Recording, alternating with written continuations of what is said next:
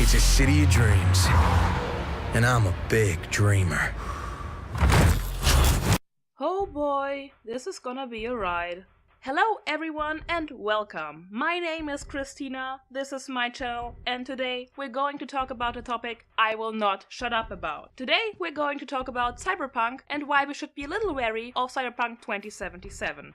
Now, don't get me wrong, I am pretty excited for the game, and I'm genuinely happy that of all studios, CD Projekt Red is developing that with over 400 people working on it, but that doesn't mean that I can be a little skeptical of where I'm putting $60. Also, disclaimer, this is going to be a reflection of my research, my analysis, and thus my opinion. You are free to disagree with me and share your thoughts in the comments, as long as it's not "Oh, you're so stupid, the game is gonna be good, shut up," because that's not helping anybody. So, let's start at the beginning of how I came to write the script for this video. I have, as those of you who follow me on Twitter, and if you don't, you should, already saw, I finished writing my first novel in May of 2018. And that was the reason why I chose the genre cyberpunk and the Myers-Briggs type indicator for my first important research paper, which in turn earned me the title of the Ridley Scott of academic writing. Yes, you heard me right, and I'm gonna repeat it for the people in the back.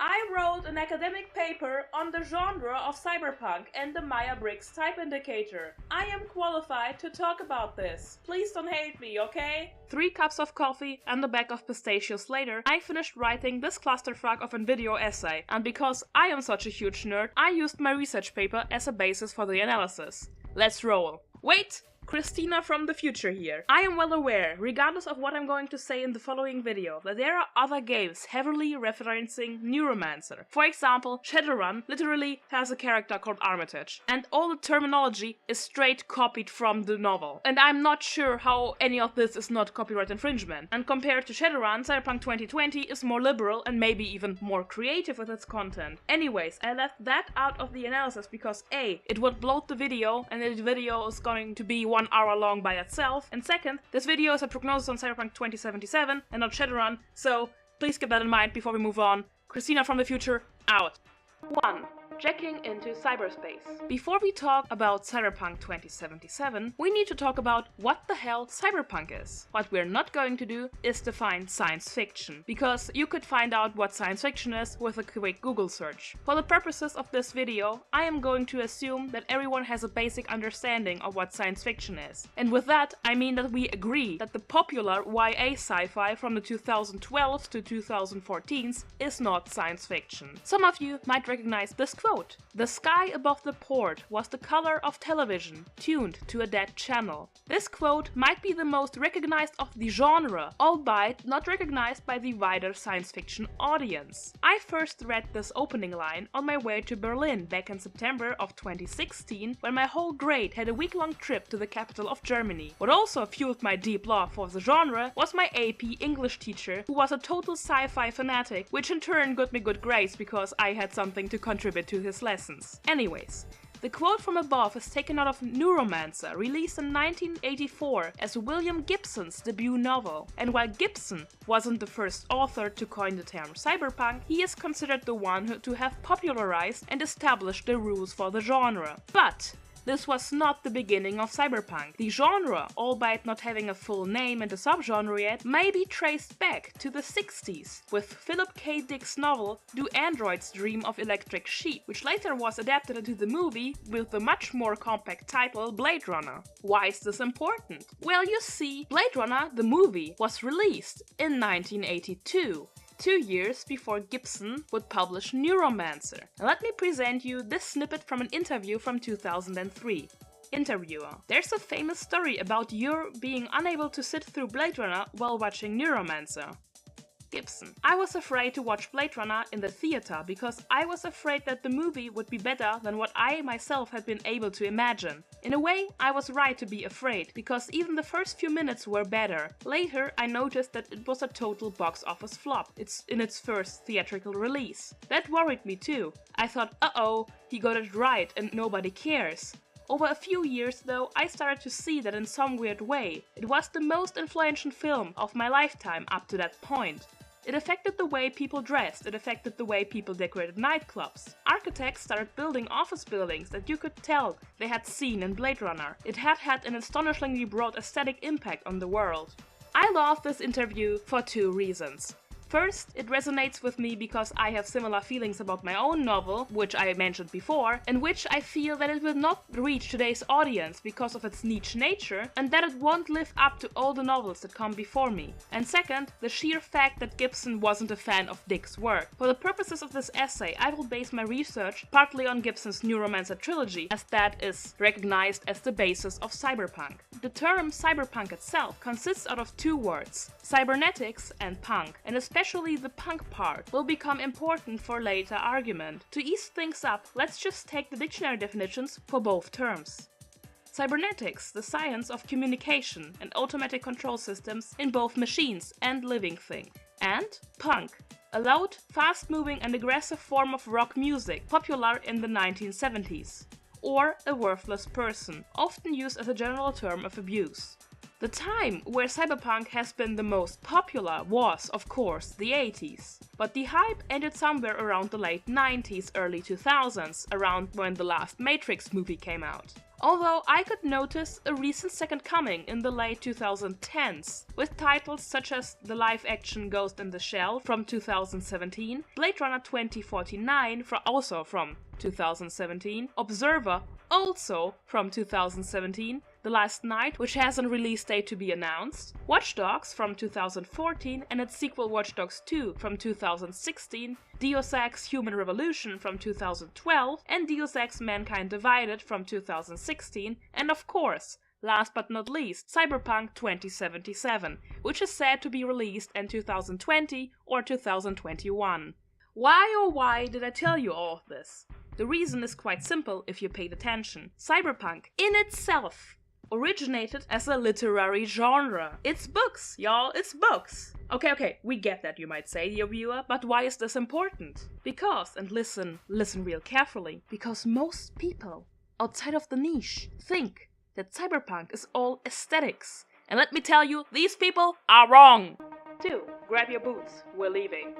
This aesthetic was mostly set in stone by Blade Runner, which itself took a lot of tropes from the noir genre of films, which for example are voiceovers, the pessimistic and cynical worldview, and of course the cliché of never-ending rain. As already mentioned, fashion is also part of the widely recognized aesthetic. If you search for cyberpunk fashion online, you will get tons and tons of pseudo-futuristic, post-apocalyptic items, which all range from high fashion all the way to cybergoth. These are not a representation of cyberpunk, but are a reimagining of what cyberpunk could look like today. Another reason why I personally feel like cyberpunk, no matter if book, movie or game, should never ever be reduced to a simple aesthetic is the following. Do you know what rich subculture emerged from punk and is now reduced to a wake aesthetic? It's goth. Nowadays, everyone who likes Halloween and dresses in black will call themselves goth. And a couple of years ago there was a big debate on YouTube between the members of the subculture about whether you can be goth and not listen to the music. Some people might argue against this, but let's shine light on another part of the schwarze Szene, as we call it in Germany, or dark culture as it's translated to English, and that is metalheads. Would you walk up to a metalhead and tell them, hey, you know, I really love that aesthetic you have going on, and I'm a metalhead too, but you know, I just don't listen to the music. This person would probably laugh at them, right? Because that's ridiculous. I know that goth has become more of a clothing subculture with all the brands selling gothic clothing or gothic makeup. And who am I to talk about this? I am not part of the subculture. I mean, I enjoy the dark aesthetic, I enjoy dressing in black, I love all the spooky stuff, and I listen to the music, but I'm still not part of the subculture. For the following part, I am going to assume that we are all on the same page and have a vague idea of what popular fictional cyberpunk fashion looks like. Now, how's the fashion sense of the characters described in Gibson's work? Let's take a look at my favorite character from the whole trilogy, and that is Molly. Molly is described as a tall, pale woman with dark hair which is shaggily cut or cut really short in Mona Lisa Overdrive, the third novel of the Sprawl Neuromancer trilogy. In Neuromancer, she is said to wear burgundy nails and a lot of leather, particularly a bulky leather jacket, dark leather pants and red cowboy boots. But her most notable feature are the silver lenses covering her eye sockets. Similar to Adam Jensen from Deus Ex has like these sunglasses. Furthermore, in Count Zero, the second novel, the fashion sense of Bobby, one of the protagonists, is described as follows. Quote, a black t-shirt bearing the hollow decal of cyberspace, tight black jeans and a black leather garrison belt trimmed with the twin lines of pyramidal chrome studs.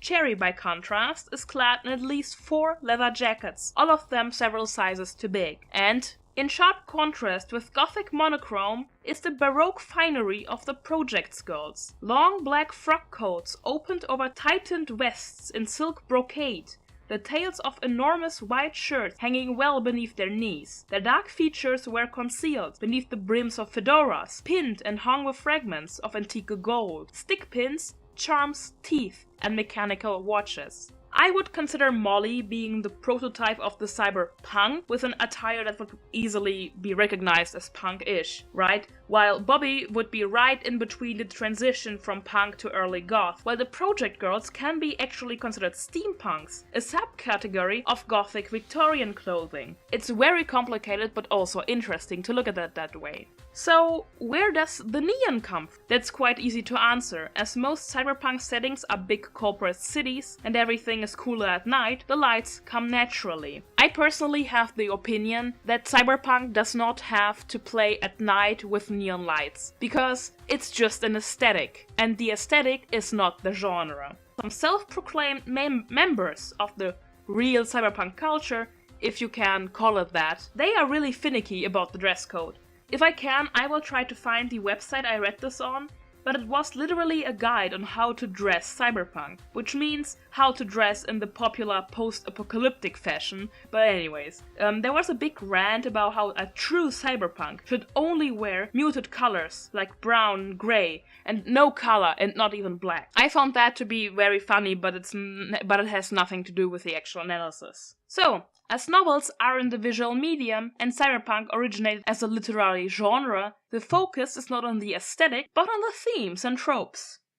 Probably the most important thing in the genre is the cyberspace, the matrix, the grid, whatever you want to call it. Quote, with Gibson, we move from the modern utopia of the machine to the postmodern dystopia of the electronic matrix. Unquote. Furthermore, one of the most important topics in cyberpunk is the continuous merging of the human body and consciousness with the cyberspace, a global computer network, as well as the all-present control of media over daily life. If you want a better understanding of the topics of cyberpunk in a very far stretch, actually look no further than Vaporwave, which of course is not the same, and this is mostly because of the similar fixation on capitalism and the 80s. While we are at the 80s, have you ever thought about why people associate the 80s with cyberpunk and vice versa? Again, if you paid attention, you might actually know the answer already. It's because cyberpunk originated in the 80s, as does post-punk and the gothic subculture.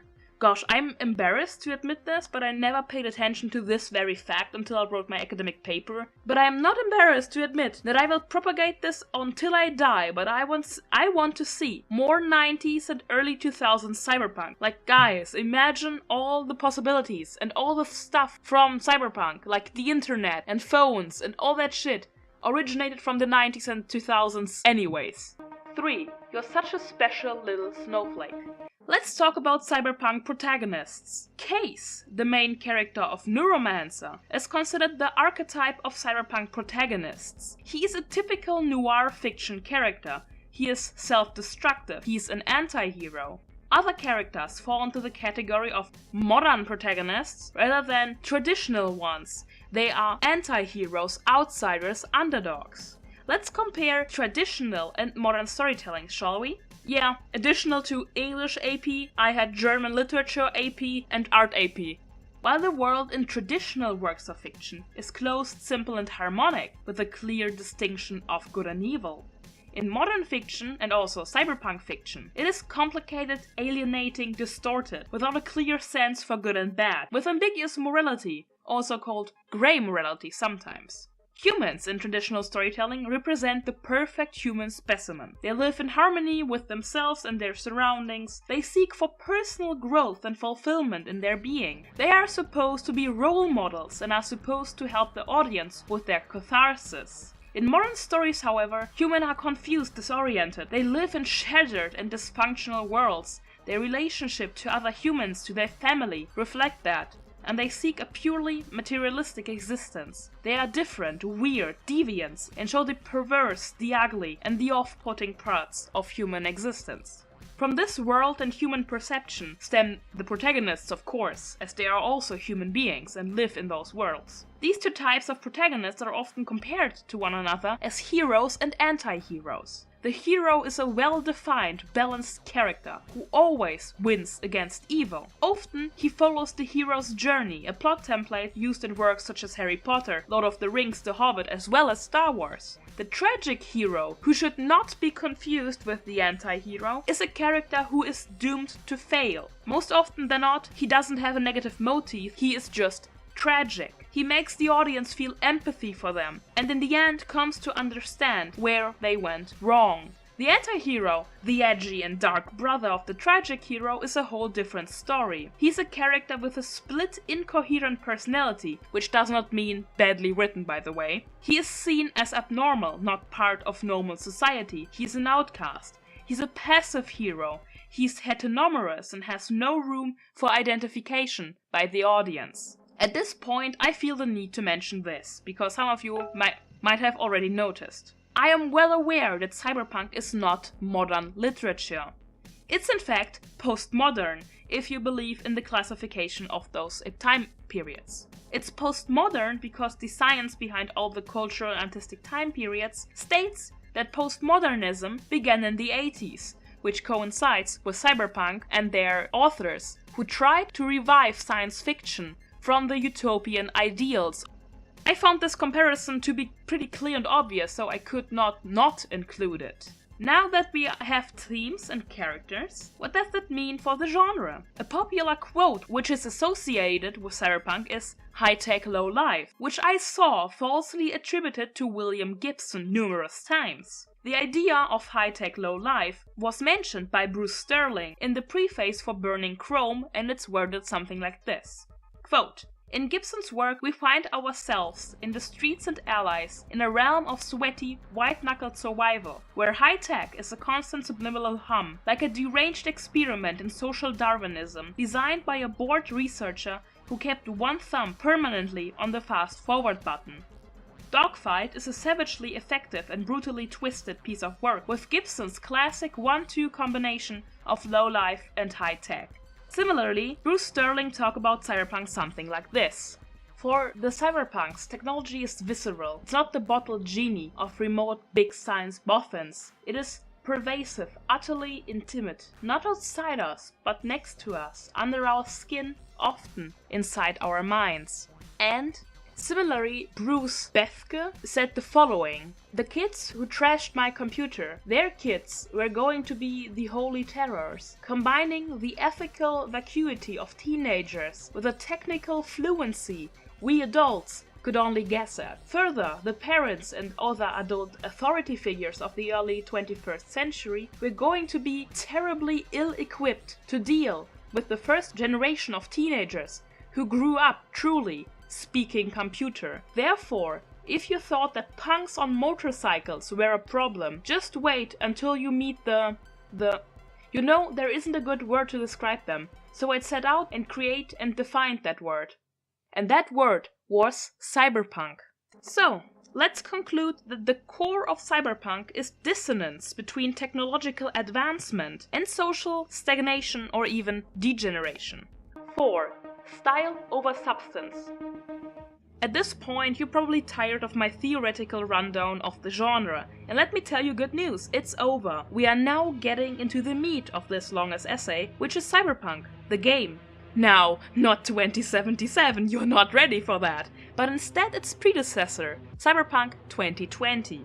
Why am I doing this? Not because I want to torture you, because all this talk about the mother of cyberpunk has Consequences. Neuromancer had massive, and I mean massive, influence over other media like System Shock, Deus Ex, Shadowrun, Ghost in the Shell, The Matrix, Altered Carbon, and last but not least, of course, Cyberpunk 2020. How do I know that Neuromancer had direct influence over that role-playing game? Because it copies the world one-to-one. The city is even called Night City, just like in Neuromancer, and nobody says a thing, and it's infuriating to me. We talked about the core topics and themes in cyberpunk literature. Now we're going to talk about how Cyberpunk 2020 handled all of this.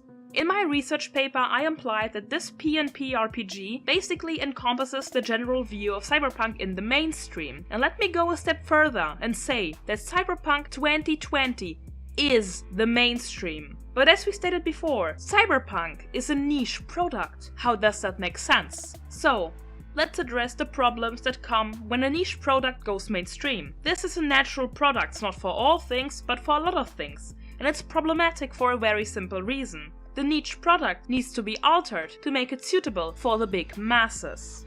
Let's imagine it that way. Our niche product is mango juice.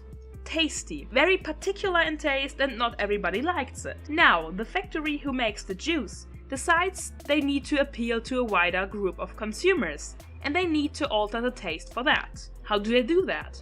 They add water to the juice to make the flavor less noticeable. The problem is the factory has to add more water to reach more consumers. Someday you reach the biggest group of consumers, but then your product will be more water than actual juice. In this metaphor, which basically works for most niche products, consider cyberpunk as the mango juice. The flavor are the themes and the topics and critiques the genre has to make it more approachable to a wider audience, and thus in some way to the authors of Cyberpunk 2020. The original themes need to be thinned down, or even taken out, which in turn makes them lose their original intention. Another example would be Dark Souls. Why do people like Dark Souls? Why do I like Dark Souls? Because of its difficulty. Most games that came out in the last 10 years are incredibly easy and have very short playtimes, sometimes under 10 hours. But Dark Souls, due to its difficulty, of course considering how good you are at the game, is something special. And to make Dark Souls more approachable to a wider audience, the game would have been needed to be easier, but that would make Dark Souls lose its core identity. But anyways, let's take a look at the rule number 1 in the Cyberpunk 2020 rulebook. 1. Style over substance. It doesn't matter how well you do something as long as you look good doing it. Normally, clothes and looks don't matter in an adventure. In this world, having a leather armor jacket and mirror shades is a serious consideration. Okay, let's take a look at another quote before I have a mental breakdown. Character points are the cash of your character creation, and you use them to buy aspects of your character, like good looks, a hard body, unshakable cool, and street smarts. I'm sorry, I need a second. Okay, I'm back. A little shaken, a little mentally unstable if you will, but I'm back. I hadn't had a look into the rulebook since, let me think, 10th grade or something? So since May of 2015?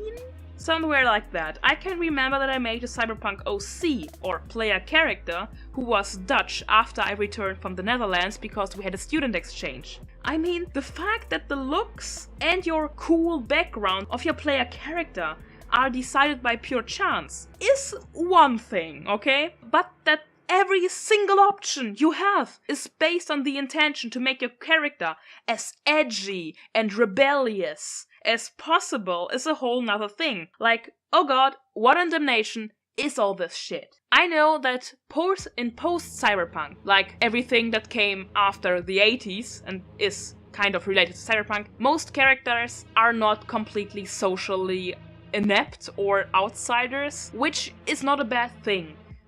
But it's another thing, for example, again, Case, the protagonist from Neuromancer. Has he family? Nobody knows. Probably, but he doesn't care. It's just never mentioned. He had a girlfriend, and he's kind of like a little bit weird, but that's it. But in Cyberpunk, for example, my character her parents were corporate agents, I think, and she was then abandoned by her parents, sold to a research company who does unethical research on people, and then she escaped from there, lost an eye, almost killed someone, almost got killed, and it's just like, it's interesting, but it's also kind of too edgy to be true, in my honest opinion.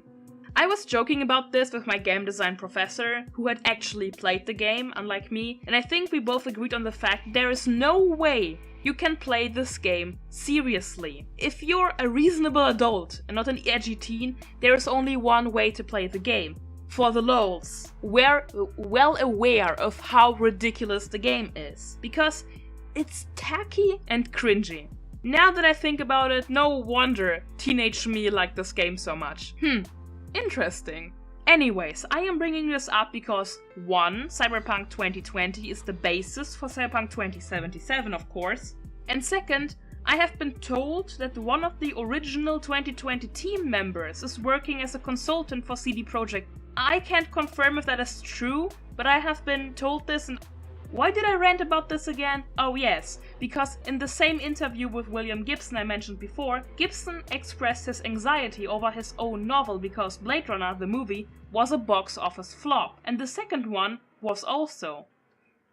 Why is that? Because both movies are not your typical action blockbusters. As for the second one, it's long. It's very, very, very, very, very long. The Blu-ray version I own is 2 hours and 42 minutes long, while the average Hollywood movie is 90 minutes long. The thing is, nobody makes a game to make it a flop. But why? Because media, entertainment by itself is business. I'm sorry to tell you this, but people don't make games for fun. I mean, they also make games for fun. I study game design because I have fun playing games and I have fun making games, but also I'm studying it because I want to make money with making games, because I like that and I want to earn money. Let's be honest, nobody, or like a small percent of people, do make games just because. There are people who make games just because, but let me tell you, these people do appreciate it if you donate money to their Patreon or their itch.io page or whatever. They will not deny money, okay? That's just the way it is. It's business. An author does not write a book purely to write a book. They publish it to make money. Of course, there are people who don't have fun writing books and do it just for the money, but a good author does it for both for fun and for money. So why did I think that Blade Runner and the sequel flopped? Because of what I explained earlier. They are niche. They don't cater to a big audience like any Marvel movie, for example. And Cyberpunk 2020 was not made for artistic purposes, but I assume the reason was because Cyberpunk was popular to make money off the popularity of the genre. 5. Welcome to the machine. At this point, I'm just trying to push my analysis of Cyberpunk 2077 as far down as possible, but I do feel that if I were to just blurt out my opinion without any build-up reasoning, that would also not make sense. Originally, I wanted to talk about different types of media and how they managed to incorporate the core themes into themselves, without losing their aesthetic, just to show that both is possible and it doesn't have to be done in the way Cyberpunk 2020 did it. But once I started writing about Blade Runner and its sequel, Blade Runner 49, Ghost in the Shell, and the first Deus Ex game, I noticed that if I were to do that, this video would very well be longer than 2 hours. So I Ctrl-X those parts and saved them for later in case I would make another video on the genre. So for the purposes of this video, I left only 2 games in here who share similar topics, as an example of the Blade Runner-esque cyberpunk that I thought to be quite fitting, and for the sunshine cyberpunk that Cyberpunk 2077 attempts to be. Those games are Observer and Remember Me. Observer was released in 2017 by a Polish indie game studio called Bluebird Team. They might be better known for their other psychological horror game called Layers of Fear, which was released prior to Observer. Observer is a great game, even if you don't like horror games like me. It had really good storytelling, a haunting atmosphere, and a suspenseful plot. The gameplay mechanics are interesting for me as a game design student, but that might not be the case for everyone. As for me, writing the script, I have not finished the game and have no clue how much of the story is left in the game, but this is not a review of Observer, so it doesn't matter anyways because it's about the topics and aesthetics. So what is Observer about? You take on the role of a highly augmented detective who might or might not be on the look for his son while investigating other cases. The atmosphere is dark, gritty, rainy, which we should recognize from somewhere else. We have the ability to access the memories of people as long as they are not dead for the most part, albeit in a cryptic and almost nightmarish way.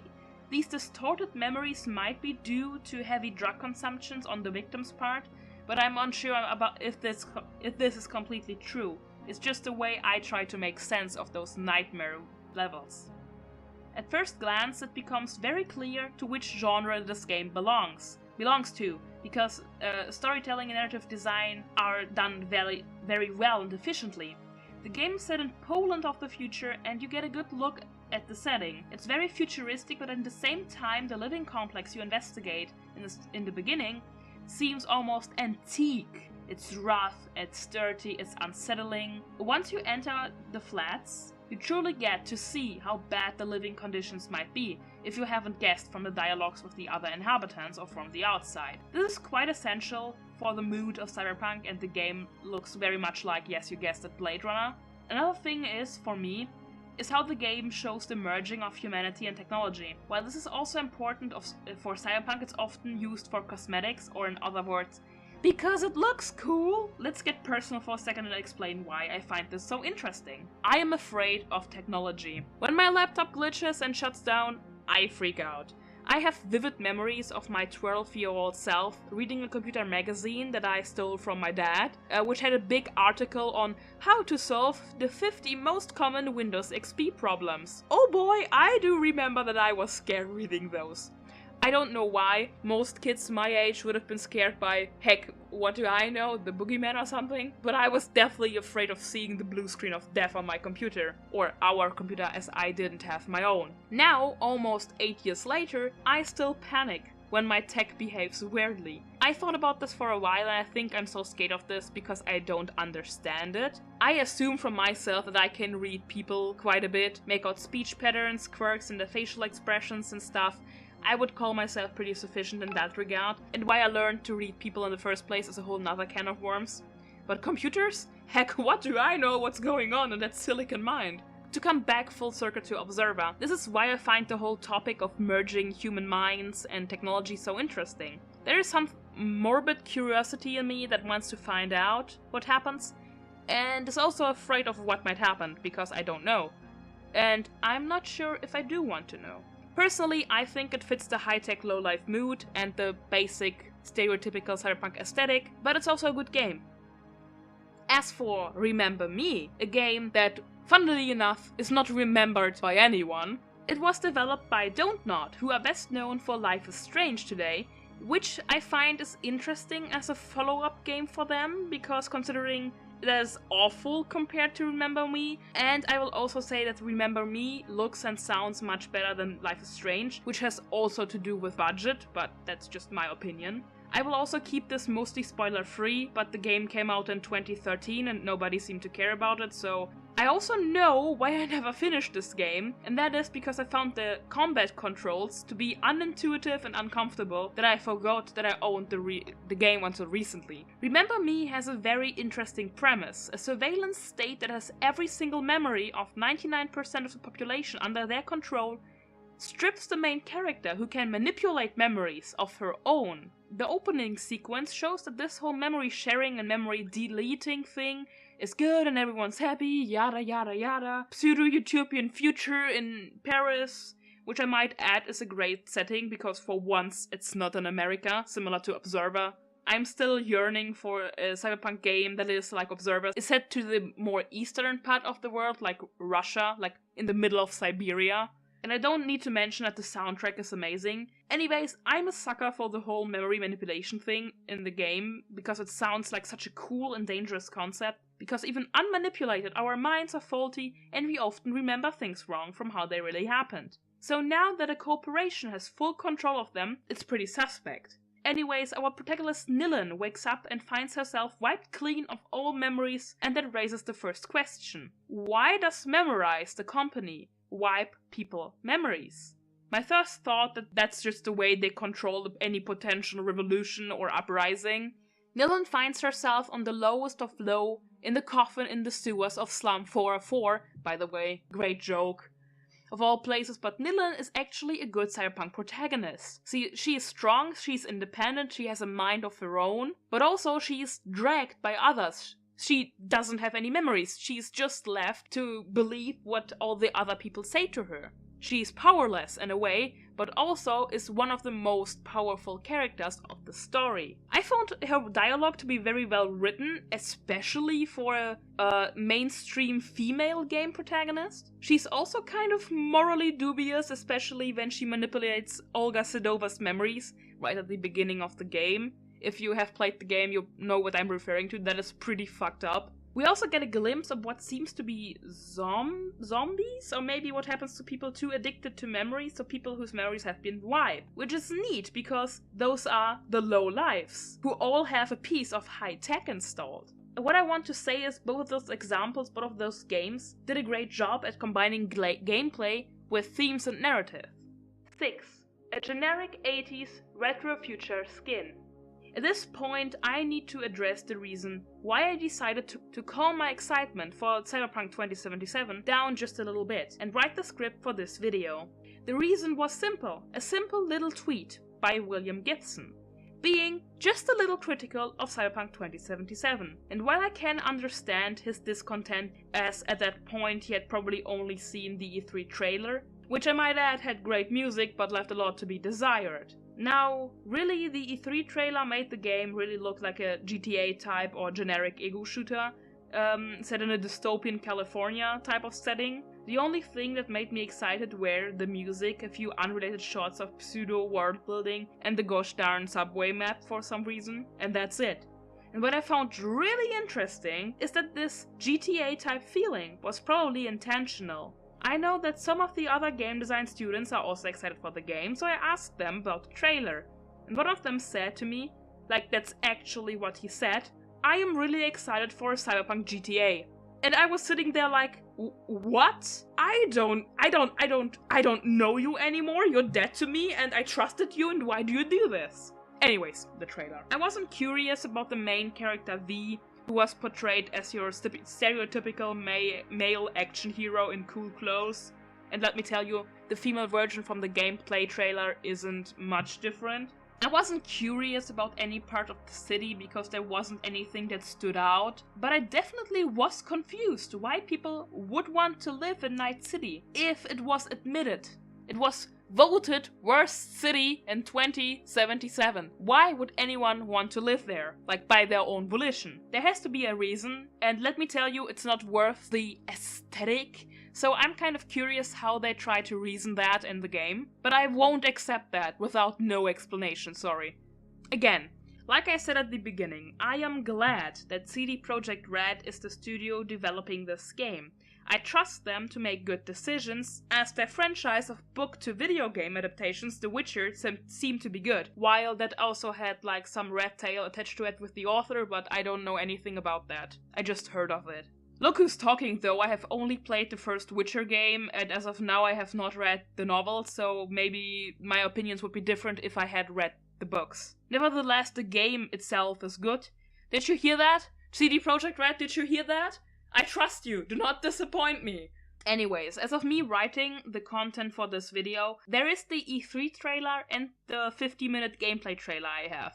So everything I will say about Cyberpunk 2077 is based on that, because I literally have almost nothing to work with. See it more as an educated guess than anything else. But while proofreading the script, I decided to pull my conclusion further up so it's not right at the end of the video. Cyberpunk 2077 is not going to be a true cyberpunk game. It's going to cater to an audience as big as possible, and thus becoming a cool looking and fun FPS RPG with heavy cyberpunk influences. And now let's get into the reason why I think that's the way. Let's address the E3 trailer I mentioned earlier and get into the analysis. I will not get into the exact details because I am not here to discuss cinematics and non-verbal storytelling. Same applies to the gameplay trailer. I only want to talk about the cyberpunk content related to the game and the accuracy to its source material. The source material being the genre, of course. Otherwise, the E3 trailer is pretty good, got me hyped, of course, and the gameplay trailer seemed to be very interesting. Let's leave it at that. The trailer, okay, my god. We get a good look at our setting, which is set in sunny California, because Night City is supposedly set in California in the original Cyberpunk 2020. Which I found to be interesting because usually Cyberpunk is set at night because of the whole neon lights thing. We also get a good look at Night City inhabitants, who range from your local punks to businessmen and women. Both make sense in the way that in 2020 you can play it's both basically. We also get a good look at the kind of tech that exists in 2077, which I both find interesting and weird. Interesting because it's not over-the-top sci-fi, but has the obligatory holograms and holographic screens, but weird because it seems to be retro-futuristic. Why am I mentioning this?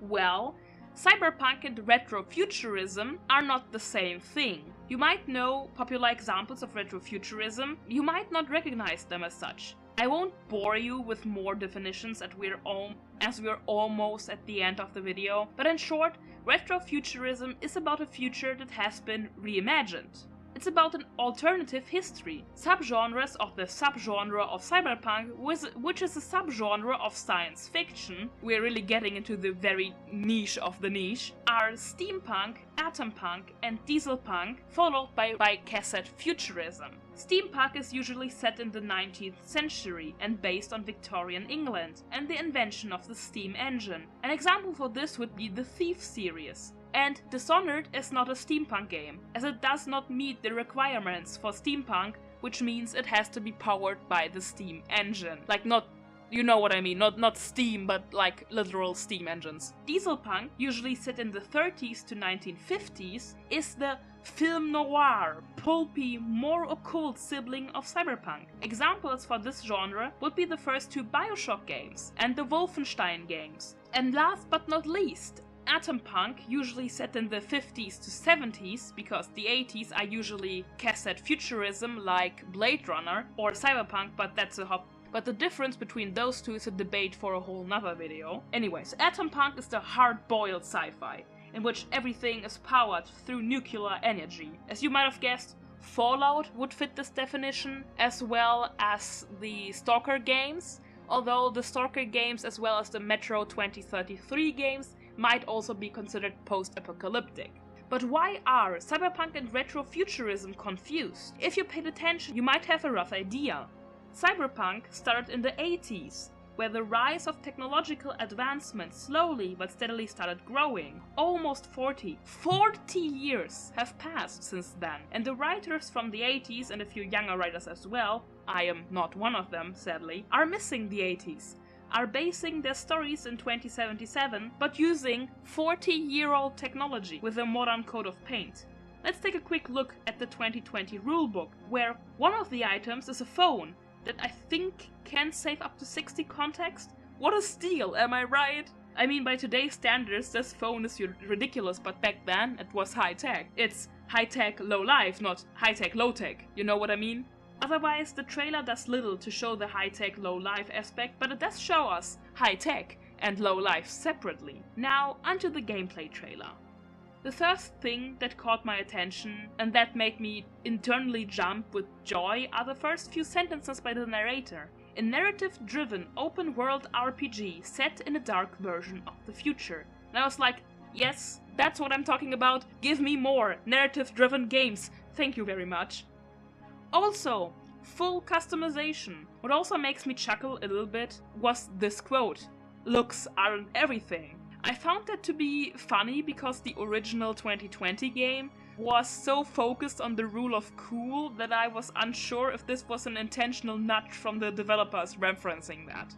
But I'm not sure how I feel about the fluid class system. But I'm a little worried that playing as a netrunner, which I like, might be very different from what I expect, especially because that is not shown in the trailer, although a netrunner is featured as a guide in the trailer. I'm just afraid it's going to be something like in, I think it was Deus Ex, the third one? No, yes, Mankind, no, Human Revolution I think it was, where the hacking mechanic, I kind of imagine that netrunning would be like that hacking mechanic, which I don't want, because no thank you. I feel that like I don't need to mention that I found the narrator absolutely hilarious, as I'm assuming you have watched the gameplay trailer. If not, I will make it short without any major spoilers. The gameplay trailer shows me that a lot of care and thought went into the gameplay, and the trailer shows most of the gameplay that the player will probably experience, such as how the quest system works, how the dialogue trees works, how upgrading and driving a vehicle works, all that stuff. Also, it shows a lot of the low-life aspect of the city, even though the main character has a pretty sick flat, especially if you think about what my flat is like, basically a bed, a chair, a table, a very small bathroom, a small fridge, and a closet, basically. That's all. The sheer fact that the story takes place in California, in a big major city, and the character is supposed to be a low life and they're living in such a sick flat is kind of like hilarious to me. So, what are my final thoughts? It seems good enough. As mentioned in the trailer, it's not a representation of the final product, especially now that the creative director seems to have left the team for Blizzard. Let's see how much impact that has on the production. Let's get into the final verdict for both the E3 and the gameplay trailer. I've made a 4-item checklist for this. Is the cyberspace an important part of the game? I can't tell, it wasn't shown in either trailer, so I'm going to assume that it's not going to be a major part of the game, regardless if story or gameplay. Is the world dysfunctional, broken, and without a clear distinction between good and evil? Oh yes, definitely. Is the protagonist a good cyberpunk protagonist? Well, it depends.